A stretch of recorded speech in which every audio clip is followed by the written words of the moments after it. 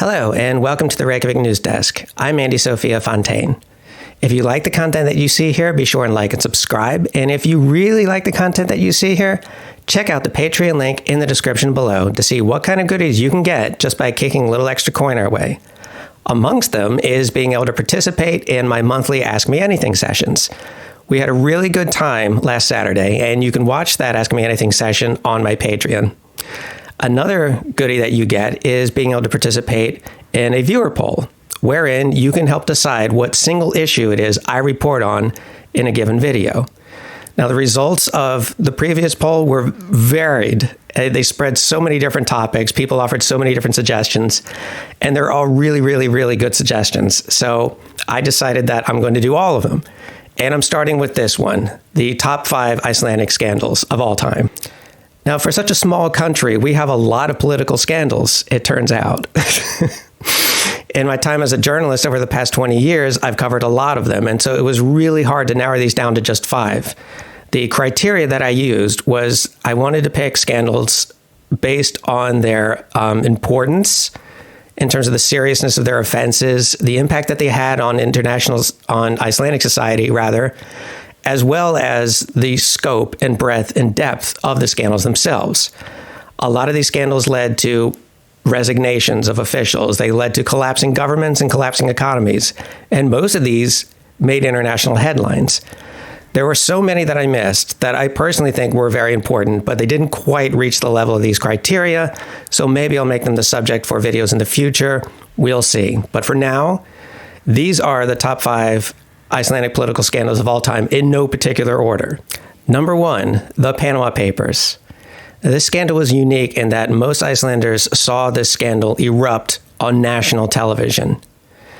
Then Prime Minister Sigmundur Davíð Gunnlaugsson sat down for an interview with Swedish television station SVT. This interview would be aired on April 3rd, 2016 by Icelandic national broadcaster RÚV.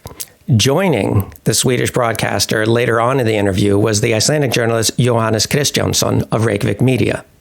Now, over the previous months, Reykjavík Media, along with a German newspaper called Süddeutsche Zeitung and the International Consortium of Investigative Journalism, just poured over this massive data leak that was provided to them by a whistleblower at Mossack Fonseca, which is a Panamanian offshore provider.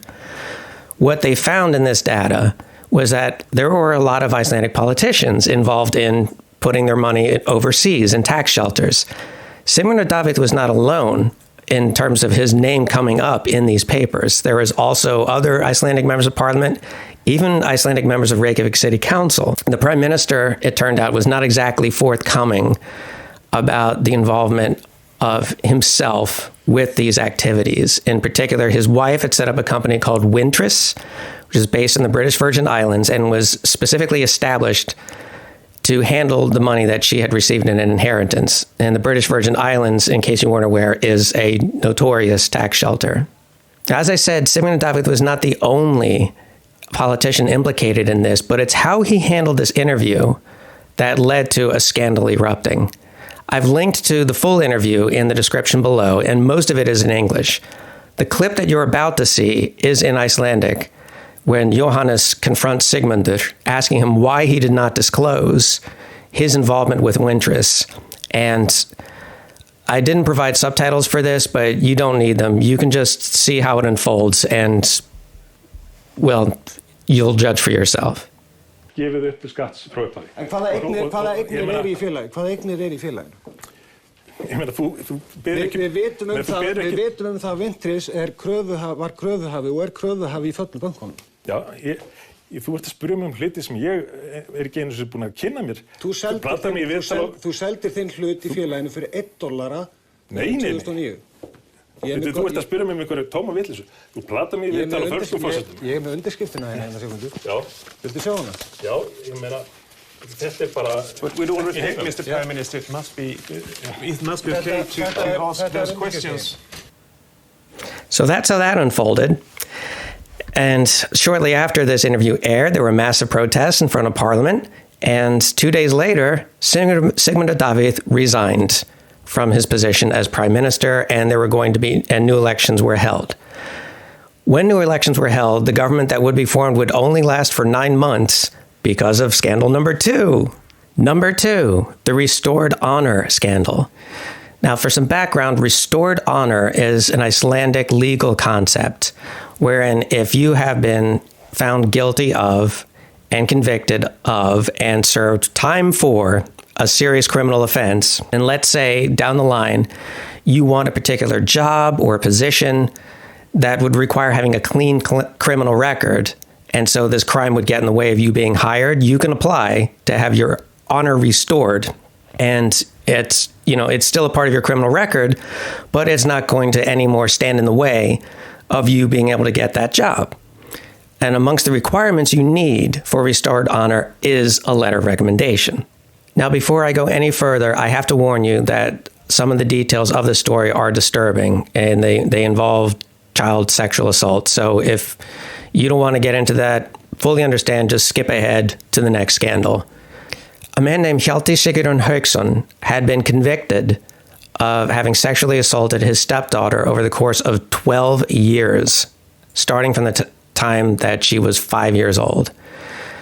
He had been found guilty of this, he had been sentenced, he had served a sentence, and he wanted to get his honor restored. So he needed some letters of recommendation, and he got his honor restored in August of 2017. Now, this prompted the Icelandic media to ask, who signed off on this? Who gave a letter of recommendation for this person exactly? Now, the ministry that handles such matters is the Ministry of Justice, so naturally those inquiries were posed to that ministry, and they were very cagey on this. They would not answer these questions. And it wasn't until a parliamentary committee ruled that the ministry was breaking the law by not disclosing this information that they were forced to disclose who signed a letter of recommendation for Hjalti. And that person was Benedikt Sveinsson. And Benedikt Sveinsson is the father of current Minister of Finance, Bjarni Benediktsson. Worth noting is that the Minister of Justice at that time was Sigríður Á Andersen, who was also in the Independence Party, along with Bjarni Ben. Now, the scandal that erupted from this was such that one of the parties in the ruling coalition with the Independence Party, Bright Future, announced that they could no longer be in a partnership with the Independence Party.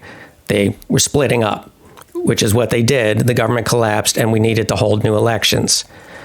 The fallout from this is that Bright Future disappeared from the political landscape altogether. And Bjarni Benediktsson is today Minister of Finance and still the chair of the Independence Party. And Sigríður Andersen, after these elections in 2017, she was made Justice Minister again. Number 3, the Fishrot Files. In mid-November 2019, WikiLeaks dropped a bombshell wherein they shared some 30,000 documents showing how the Icelandic fishing giant Samherji had paid bribes to Namibian officials in order to get access to lucrative fishing quotas in Namibian waters, and how that money was consequently funneled into tax shelters.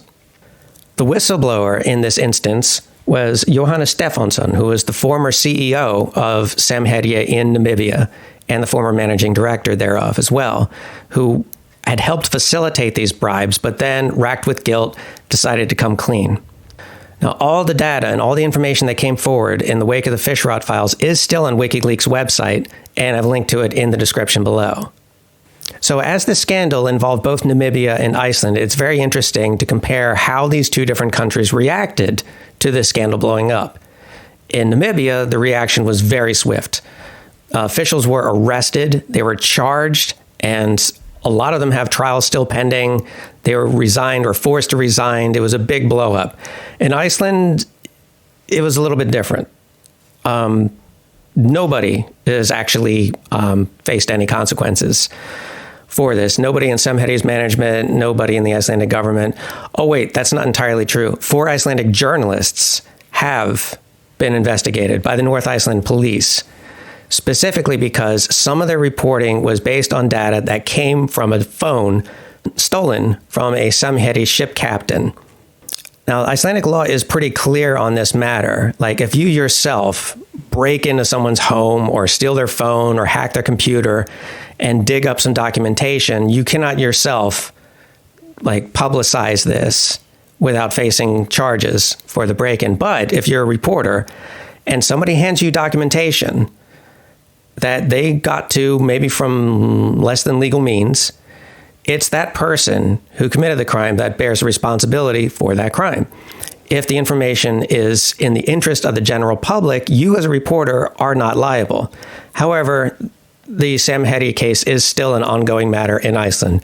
With regard to the journalists, that is, nobody in Samherji, I emphasize, has received any consequences to this scandal. Number 4, Iceland enters the coalition of the willing. Now, as I said in my video about the Icelandic military, Iceland was in the coalition of the willing. That is the US-led invasion of Afghanistan and Iraq, despite the fact that we don't have a standing military.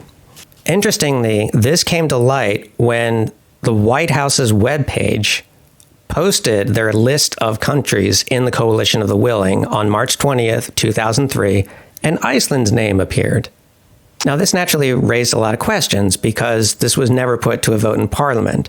And amongst the MPs who raised these questions was Þórunn Sveinbjarnardóttir, who asked then Foreign Minister Halldór Ásgrímsson, how is it that Iceland is in the coalition of the willing?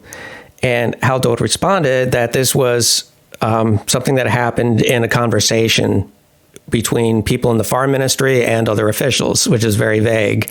And you would think this would blow up into something, wouldn't you? Considering that the protests against, the global protests against the invasions of Afghanistan and Iraq were some of the largest that the world has ever seen. But here in Iceland, there was silence, really. I mean, apart from a few opinion pieces and a few columns in newspapers, there weren't any concerted protests. There wasn't any widespread public outcry. It was just... The matter wouldn't come up again until 2005, when then chair of the Social Democratic Party, Össur Skarphéðinsson, said that then Foreign Minister Halldór Ásgrímsson and then Prime Minister Davíð Oddsson had broken the law by not putting this matter to a parliamentary vote. But by then, it was water under the bridge. Halldór Ásgrímsson passed away in 2015. Iceland regularly deports asylum seekers from Iraq who seek international protection here. Davíð Oddsson would go on to become the editor of Morgunblaðið, but not before a brief stint as the manager of the central bank, which leads us to our final Icelandic political scandal. Number 5, that time the entire economy collapsed. This was the big one. This is what essentially put Iceland on the map in terms of international news and intrigue. Everybody remembers this. What you might not remember is that there wasn't just one or a couple people responsible, because after the banks collapsed, there's a lot of finger pointing going on. And so Parliament appointed the Special Investigative Commission to dig into this and see what exactly led to this situation. And their conclusions were many, many-fold. First of all, there were the banks. They were operating with near impunity and engaging in practices like the managers lending themselves money from their own banks, engaging in secret stock buybacks to artificially inflate the price of their stocks, giving money to politicians to keep the good times rolling, and just basically doing whatever they wanted. During this time, the chair of the central bank was, as I said, Davíð Oddsson. He was one of the architects of privatizing Iceland's banks in the early 2000s, and he's a very staunch believer in laissez-faire economics. The commission also found that Icelandic politicians were complicit in that they kept the supervisory apparatus off the backs of the banks, and they kept legislation very bank-friendly, and they repeated the mantra of just how fantastic our economy is. Also complicit was our president at the time, Ólafur Ragnar Grímsson, who was very diligently traveling to other countries and making speeches about how Icelandic businessmen are just built different and how it's a part of their Viking heritage as to why they're so successful. This is a real thing. I will link to one of the speeches he made. It's one of his most infamous speeches that he made arguing this very point. So he was essentially really, really big on making Icelandic businessmen look good to foreign investors. But possibly most importantly of all, it was the Icelandic media who were also complicit in this. It was their job to start asking tough questions about what was obviously a too good to be true scenario. Heck, they could have even just asked questions that arose in reports that came from overseas that were saying that the Icelandic economy was overheating. But we didn't do that. Instead, the Icelandic media granted softball interviews to captains of industry and repeated their cheerleading points uncritically. In conclusion, what did we learn? Did we learn anything at all? Well, yes and no. We learned not to trust corporations, and we learned not to take politicians at their word.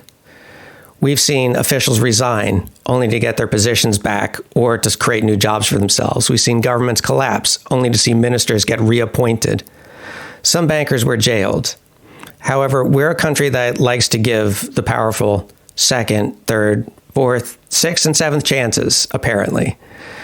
It's almost as if the general attitude is a kind of better the devil you know, if you know what I mean. That said, even the most apathetic public has their limits. And one day we will be pushed too far, and then we'll have sweeping systemic changes that'll make society better for everybody forever. In any event, those were the top 5 Icelandic scandals of all time. This was a lot of fun to put together and also kind of challenging, which is why I had to read from the script from time to time. But I'm really looking forward to doing these single topic videos in the future. So if you like the content that you see here, again, like and subscribe. And if you really, really, really like the content that you see here, check out the Patreon link in the description below. Which reminds me, I want to thank Corinne Vasquez, Marion Ward, and Christopher Hunter for becoming patrons on the $20 level, Marion Moores and Laura Johnson for being patrons on the $15 level, and Stephen Ellis and Vivi Carvajal Schapner for being patrons on the $10 level. Thank you so much for watching. Be good to each other.